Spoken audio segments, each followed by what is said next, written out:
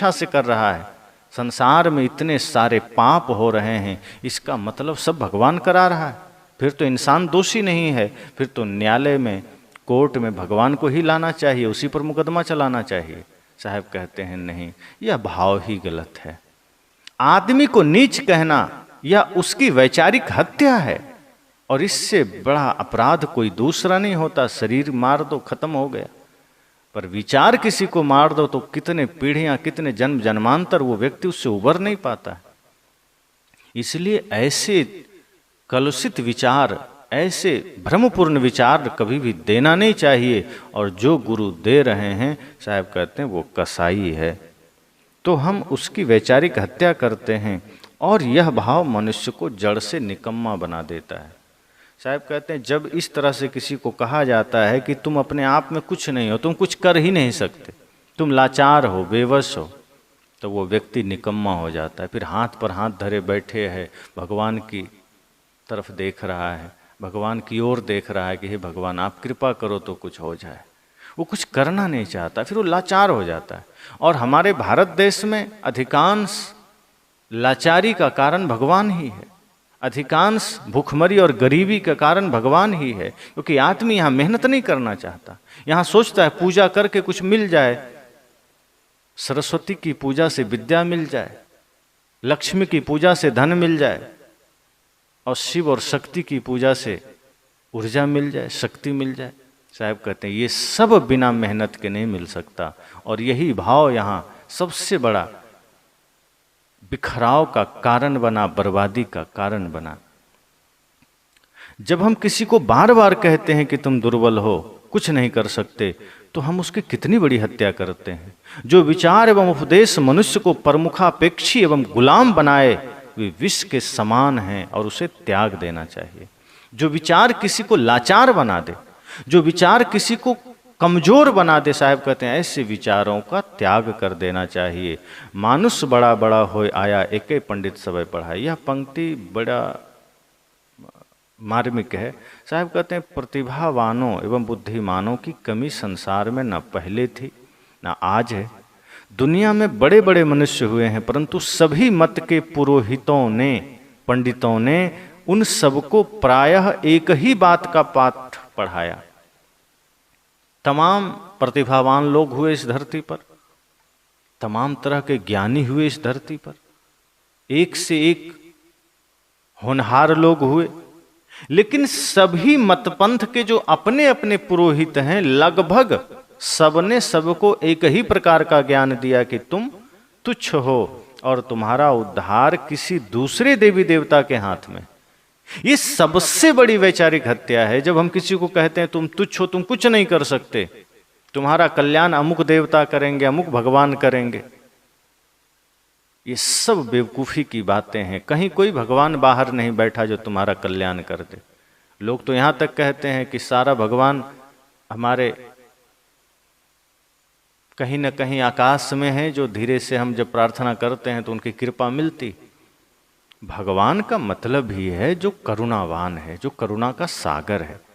कोई उसकी पूजा करे ना करे, उसकी कृपा तो मिलेगी ही। सूरज की उपासना जो करता है उसको भी सूरज का प्रकाश मिलता है, और जो सूरज को गाली देता है उसे भी मिलता है। सूरज अपना स्वभाव थोड़े छोड़ता है। तो भगवान अगर धरती पर है तो वो इतना अनुनय विनय थोड़े कराएगा कि तू मेरी पूजा कर, कि तुम्हारे पूजा के बिना मैं मरा जा रहा हूँ, कि तभी तुम पर कृपा करूँगा। देश में कोई संकट आएगा, अगर कोई सच में भगवान है तो देश दुनिया के संकट को मिटाएगा, देश की लाचारी को मिटाएगा, देश के समस्याओं को मिटाएगा। साहब कहते हैं देवी देवता के नाम पर आदमी को लाचार बना दिया गया कि एक ही पाठ कि तुम लाचार हो, तुम निकम्मा हो, तुम कुछ नहीं कर सकते, जो भी करेगा भगवान करेगा, देवी देवता के हाथ में है। इस प्रतिगामी उपदेश ने मानव मन को पापी, कुंठित, हतप्रभ, गुलाम एवं दीनहीन बना दिया है।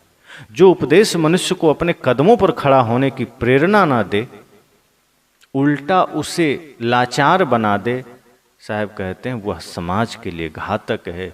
उपदेश वह सार्थक है जो व्यक्ति को सबल बना दे। उपदेश वह बढ़िया है जो व्यक्ति को मजबूत बना दे, अपने पैरों पर खड़ा कर दे। एक तो आदमी पहले से लाचार है किसी पीड़ा में, समस्याओं में, विपदाओं में, प्रतिकूलताओं में, ऊपर से उसे ऐसा उपदेश दे दिया गया कि हाँ तुम कर भी क्या सकते हो, सब भगवान की इच्छा से हो रहा है, सब भगवान की माया से हो रहा है, उसके बिना कुछ भी नहीं हो सकता। अब जो आदमी यह सोच रहा था कि थोड़ा कुछ प्रयास करेंगे सफल हो जाएंगे, वो सोचने लगा जब भगवान की ही मर्जी से ये सब हुआ तो हम कर भी क्या सकते हैं, क्योंकि भगवान तो ताकतवर है, उससे लड़ा नहीं जा सकता, उससे युद्ध हम कैसे करेंगे। और आदमी फिर वहीं पर अपना सब कुछ, सारी शक्ति, सारा सामर्थ्य खो देता है।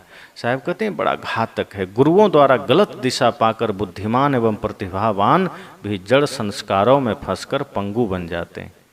ऐसे तथाकथित नासमझ गुरुओं के चक्कर में इनसे उपदेश पाकर अच्छे अच्छे लोग भी गलत दिशा में चले जाते हैं। शिक्षा हमारे पास है, अगर हम उसका सदुपयोग करते हैं तो वह समाज के लिए वरदान बन जाती।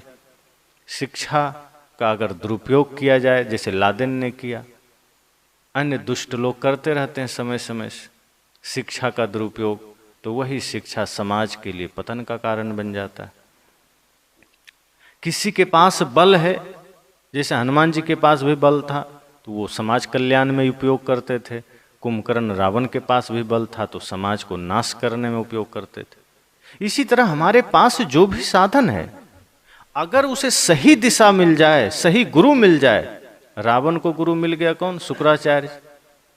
अब वो उल्टा ही पढ़ाता था, और जो बढ़िया ज्ञान दे उसको मानता भी नहीं था, उसको लात मार के भगा देता था।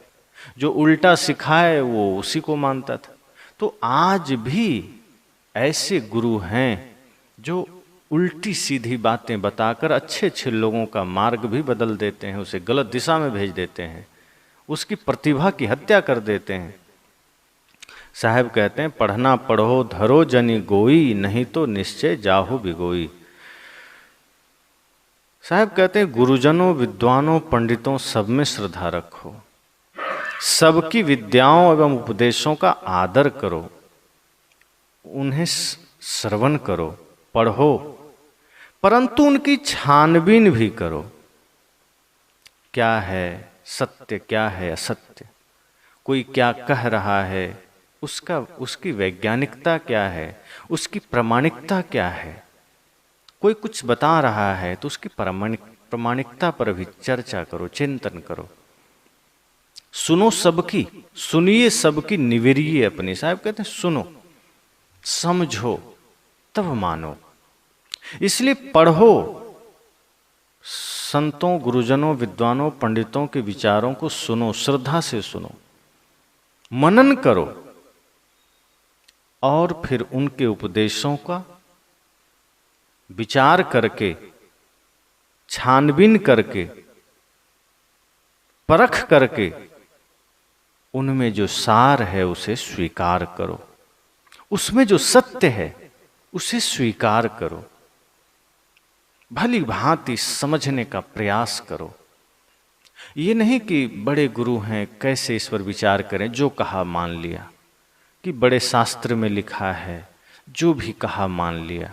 कहा ऐसे में तुम धोखे में हो जाओगे, ऐसे में तुम परेशानी में पड़ जाओगे।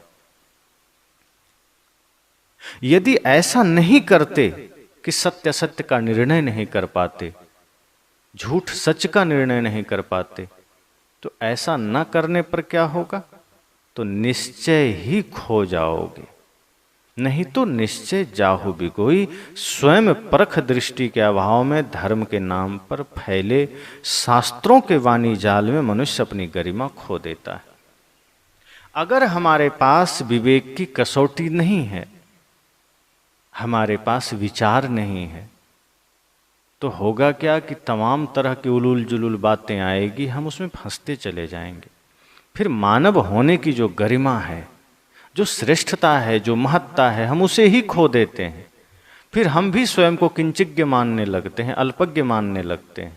फिर हम जब अपने से ही दूर हो गए, अपने संकल्पों से ही दूर हो गए, अपने सत्य स्वरूप से ही दूर हो गए, तो फिर हम माया के रास्ते पर चल देते हैं, आडंबर के रास्ते पर चल देते हैं। फिर वहाँ हम तमाम तरह के पाप भी करने लगते हैं।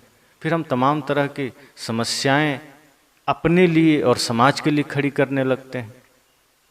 साहब कहते हैं संभल जाओ, अपनी गरिमा को मत खो। गुरु संतों की वाणी को सुनो, उस पर विचार करो, चिंतन करो, मनन करो, सत्य सत्य की परख करो, विवेक की कसौटी पर उतारो।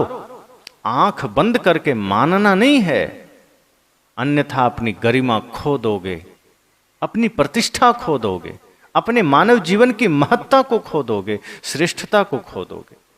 आगे साहब कहते, हे साधक, सुमिरन करहु राम का, राम का सुमिरन करो। कौन से राम का?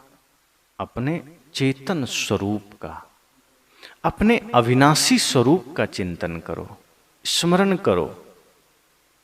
जब उसे स्मरण करोगे तो संसार की जड़ता को समझोगे, संसार की नश्वरता को समझोगे। अभी तुम स्वयं को और संसार को एक ही मानते हो, इसलिए माया से अलग नहीं हो पाते, इसलिए विषयाशक्ति से अलग नहीं हो पाते। साहब कहते हैं राम का सुमिरन करो, स्मरण करो। वही राम है, अपना स्वरूप, अपना चेतन। वो तुमसे भिन्न नहीं है। राम बाहर नहीं मिलेंगे। राम को पाना है तो अपने स्वरूप का चिंतन करो, अपने आप में लौटो। वही राम है, वही परमात्मा है। वह तुमसे अलग नहीं है। कोई बाहर है तुमसे तो वहां जाके रोना पड़ेगा। जो बाहर से मिलेगा वो बिछुड़ जाएगा। जो तुमसे अलग होगा तो तुम सदैव लाचार बने रहोगे। साहब कहते तुम लाचार नहीं हो, तुम श्रेष्ठ हो। तुम अपने भीतर लौटो तो पता चले कि तुम्हारा स्वरूप ही राम है, तुम ही राम हो। और यदि इस भाव से बाहर जा रहे हो तो फिर बाहर विषय है, बाहर भोग है, बाहर पीड़ा है। इसलिए भीतर लौटो। बाहर किसकी आशा में जा रहे हो? बाहर तुम जिसकी भी आशा करोगे वह दुख ही होगा। जिस माया में तुम्हें सुख भासता है वह दुख ही है, सुख नहीं है। ये मृग तृष्णा वाला हाल है। जैसे मृगा को दूर दूर तक सूखे नदियों में जल दिखता है और वो दौड़ते चला जाता है, यहाँ जल होगा, वहाँ जल होगा, और कहीं जल मिलता नहीं, वो प्राण त्याग देता है। साहब कहते हैं ऐसे ही तुम विश्व में जहाँ भी देखोगे, माया में जहाँ भी देखोगे, संसार में जहाँ भी देखोगे, क्षणिक सुख की अनुभूति तो होगी। वो कहीं कहीं दिखाई तो देगा पर उसमें सुख नहीं है, उसमें आनंद नहीं है, उसमें पीड़ा है, वो दुख ही है। इसलिए तुम ये सोच रहे हो कि तुम बाहर सुख की आशा कर रहे हो। साहब कहते नहीं, वो दुख की आशा है। तुम्हें लग रहा है कि बाहर हम सुख की उम्मीद लगाए बैठे, पर बाहर जो कुछ भी मिलेगा वो दुख ही मिलेगा। इसलिए साहब एकदम क्लियर कहते हैं कि छाड़ो दुख की आस। वे नहीं कहते कि छाड़ो माया की आस। वे कहते हैं तुम संसार में जहां भी आशा कर रहे हो वो दुख ही होगा, वो सुख हो नहीं सकता। वो बाहर तुम जो भी कल्पना करो, जो भी उम्मीद करो, जो भी आशा करो, वो दुख का स्वरूप है। इसलिए कहते हैं अविनाशी चेतन स्वरूप का स्मरण करो, उसी में लीन हो जाओ, आत्म स्वरूप का चिंतन करो और बाहर छोड़ दो। क्या?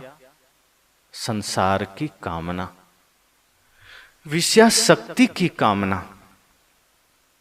अगर उसमें पड़े रहे, अगर उसी के पीछे भागते रहे तो साहब कहते हैं फिर क्या होगा? तर ऊपर धय चाप हैं जस कोल्हू कोटि पिचास। अगर इस दुख की आशा का त्याग नहीं किया, भासता तो सुख है, परिलक्षित तो शांति का होता है, आनंद का हो रहा है, लगता है कितना सुख है संसार में। साहब कहते हैं वस्तुतः है तो वह दुख, पर यदि फिर भी तुमने इस दुख के आशा का त्याग नहीं किया तो तर ऊपर धय चापी हैं जस कोल्हू कोटि पिचास। पिचास मतलब 50, कोटि मतलब करोड़ों। अर्थात जैसे कोल्हू चल रहा है, असंख्यों बार चल रहा है और उसमें पिसते जा रहा है अनाज, अन्न, तेल के लिए। साहब कहते इसी प्रकार यह संसार की तरफ जब तुम दृष्टि करते हो, जब बाहर अपना चिंतन करने लगते हो, जब स्वयं से भिन्न तुम सोचने लगते हो, तो मानो कि फिर तुम पिसते चले जाते हो संसार के दुखों में, संसार की कामना में, आसक्ति में, वासना में, विषयासक्ति में। जैसे कोल्हू में असंख्यों दाने पिस रहे हैं, इसी प्रकार तुम भी पिसते चले जाते हो, फिर तुम उससे उबर नहीं पाते। ये माया तुम्हें पीसने लगती है, ये कामना तुम्हें पीसती चली जाती, ये वासना तुम्हें पीसती चली जाती। इसलिए अपने स्वरूप का चिंतन करो, अपने राम का स्मरण करो, बाहर के समस्त कामनाओं का त्याग करो। वो दुख है, तुम उसे सुख मानते हो परंतु वो सुख नहीं, वो दुख है, और ऐसा नहीं किए तो पिसोगे। इसलिए साहब ने क्या कहा, जस जीव आप मिले अस कोई, बहुत धर्म सुख हृदय होई। कि जैसे यह भाव कि जीव ही शिव है, जीव ही परमात्मा है, यह जीव ही आनंद स्वरूप है, अगर यह भाव तुमने कर लिया और ऐसा ही भाव सामने किसी का मिल जाए तो हृदय में बड़ा सुख होता है, बड़ी शांति मिलती है। जासु बात राम की कही, प्रीति न काहू सो निर्भही। अगर हम किसी से अविनाशी चेतन स्वरूप राम की चर्चा करते हैं, वो इस बात को नहीं मानता, सुनने को राजी नहीं। सत्संग की बात कोई सुनने को जल्दी राजी कहाँ होता। नाच नौटंकी हो, विषयासक्त की बात हो, विषय वासना की बात हो तो लोग कान लगा देता है। रसीले चीजें सुनाई जा रही हो तो आदमी बिना निमंत्रण के पहुंच जाता है। पर सत्य की बात हो, आत्मचिंतन की बात हो, ज्ञान की बात हो तो आदमी जल्दी स्वीकार नहीं करता। इसलिए साहब कहते हैं, इस संसार में हमने एक ही भाव देखा, चारों तरफ विषयाशक्ति का मेला लगा है, चारों ओर आडंबर ही आडंबर है, पाखंड ही पाखंड है। जो इससे अलग हो गया वो विवेकी है। विषय मोह के फंद छुड़ाई, जहाँ जाए तहाँ काट कसाई। साहब कहते हैं, कोई साधक घर छोड़ा, विषयाशक्ति छोड़ दिया, वासना छोड़ करके गुरु की शरण में जाने को तैयार है, लेकिन ऐसे ठग गुरु मिल जाते हैं, ऐसे नासमझ गुरु मिल जाते हैं जो उसकी वैचारिक हत्या कर देते हैं, जो उसके कल्याण भाव को ही खत्म कर देते हैं, जो उसके संसार की और ज़्यादा कामनाएं देने लगते हैं, संसार के ही आडंबर दिखाने लग जाते हैं, संसार का ही प्रलोभन देने लग जाते हैं। वो बेचारा घर छोड़ा है, जो कुछ भी उसके पास था, भौतिक उपलब्धियां छोड़ा है, वो धन छोड़ा है, और ऐसे नासमझ गुरु मिल जाते हैं जो उसे उन्हीं चीज़ों में पुनः अटका देते हैं कि ये आश्रम, ये मठ, ये मंदिर, ये भगवान की उपासना, ये पूजा, आत्मकल्याण क्या होता है छोड़ो, ये हासिल करो, ये महंती ले लो। बहुत से गुरु हाथ पर हाथ लिए बैठे हैं कि कोई चेला नहीं मिल रहा, और कहीं से कोई चेला मिल गया तो ये महंती ले लो। अब अपना भी माया में थे, चेला को भी माया में लगा दी। अब माया में हमारा मन इतना लीन होता है पूरा काल से कि एक माया को छोड़कर आते हैं, लेकिन जैसे ही देखते हैं कि कोई गुरु ही हमें माया प्रदान कर रहे हैं, हम उसी में लीन हो जाते हैं कि नहीं नहीं दे दो दे दो। हमें रुचि आने लगता है, रस मिलने लगता है और हम तुरंत स्वीकार लेते हैं। हम ये सोचते ही नहीं हैं कि जिससे हमने छोड़ा उसे ही हम दूसरे रूप में पकड़ने को राजी हो गए। जिस विषयाशक्ति को छोड़कर हम आए हैं, जिस माया को छोड़कर आए हैं, वही माया हम पुनः हासिल करने लग गए। हम यह भाव ही नहीं रख पाते कि गुरु की सेवा, गुरु की उपासना करें, और ढोंगी गुरु नहीं, सच्चे गुरु जो हमें कल्याण का रास्ता बताएं, जो हमें सत्य का मार्ग बताएं, जो हमें संसार की ही बात कर रहे हैं, जो हमारे लिए भोग मोक्ष संसार में ही बता रहे हैं। ऐसे गुरु से तो हमारी हत्या हो रही है। हम स्वरूप ज्ञान की कामना से आए थे, हम आत्मज्ञान की कामना से आए थे, और वो हमें भगवान की ओर ले जा रहे हैं कि बाहर भगवान है, कि तुम कुछ नहीं हो, तुम निर्बल हो, असहाय हो, तुम नीच हो, छूत हो, अछूत हो, तुम बाहर किसी भगवान की उपासना में लग जाओ, बाहर भगवान ही सब कुछ, वही इच्छा करते हैं, वही कामना करते हैं, सब कुछ होता है। तो ऐसे गुरु फिर हमें तमाम तरह के आडंबर में लगा देते हैं, एक ही तरह के नहीं, माया में लगा देते हैं, वो विषया शक्ति में लगा देते हैं, धन की प्रति हमें पुनः मोह ग्रसित कर देते हैं कि धन है, ये पद है, ये प्रतिष्ठा है। ऐसे गुरु फिर हमें भगवान बाद के जंजीरों में बांध देते हैं, भाग्यवाद की जंजीरों में बांध देते हैं। साहब कहते हैं ये समझना ये कसाई है। वो हाथ में इस प्रकार के छुरी रखता है कि आपके विचारों को, आपके आत्मज्ञान के भाव को, आपके परम शांति के भाव को मार देता है। फिर आप उठकर खड़े नहीं हो सकते, आपको भी वो लाचार बना देता है, निकम्मा बना देता है। फिर आप वही सोचते हैं जो उसने सिखा दिया।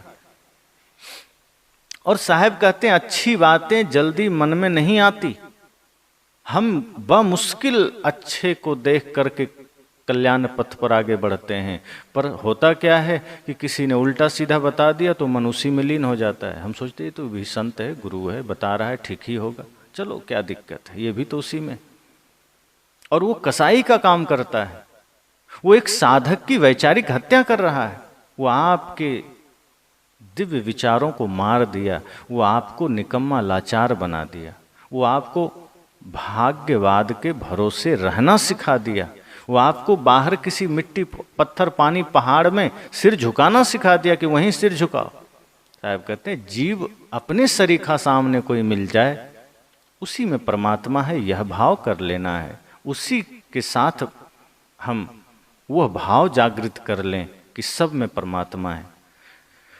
साहब कहते हैं मानुष बड़ा बड़ा हो आया, बड़े बड़े मनुष्य इस धरती पर आए, लेकिन जो